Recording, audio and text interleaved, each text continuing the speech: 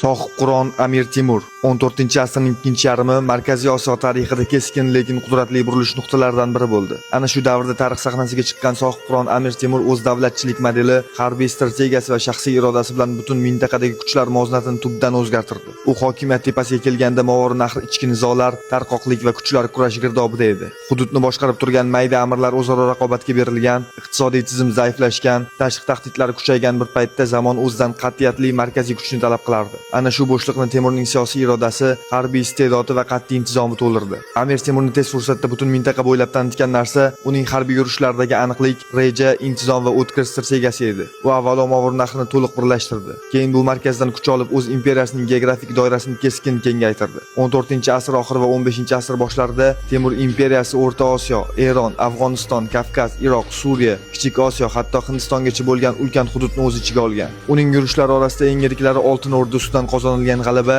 Dehli sultonini bo'ysundirish, Tabriz, Sheroz, Bag'dod, Damashq kabi markazlarni egallash, shuningdek Usmonli sultoni Boyazid Yildirim ustidan Anqarada qo'lga kiritilgan g'alaba tarix sahifalarida alohida o'rin tutadi. Bu yurishlar Sohibqironning shaxsiy salohiyati bilan bir qatorda uning tuzgan temir tuzuklari, intizom, boshqaruv, harbiy tartib va davlatni mustahkamlovchi qoidalar tizimining amaliy natijasi edi. Temur imperiyasi o'sha davrda kuchning eng yuksak ramzi sifatida ko'rindi. U qaysi hududga kirsa, siyosiy tizim yangidan qurildi. Savdo yo'llari tiklandi, shaharlar qayta bunyod etildi. Samarqand Temuriylar davrida nafaqat davlat poytaxti, balki ilm-fan, me'morchilik va san'at markaziga aylandi. Ulug'bek kabi daholar yetishib chiqqan ilmiy muhit aynan Temurning markazlashgan siyosati natijasi edi. Uning kuch adolatda tamoyili davlat boshqaruvida tartibni birinchi o'ringa qo'ydi va bu tartib imperiya hududlarida aniq sezildi. Sohibqironning o'limi esa uning hayoti kabi tarixiy ahamiyatga ega bo'ldi. U 1404-yilda Xitoyga yurish boshlagan edi, ammo bu yurish oxiriga yetmadi. 1405-yilning fevralida O'tror yaqinida kasallik sabab vafot etdi degan ma'lumotlar tarixiy manbalarda keng tarqalgan. Uning o'limi ulkan imperiya uchun burilish bo'ldi. Markaziy kuchning yo'qolishi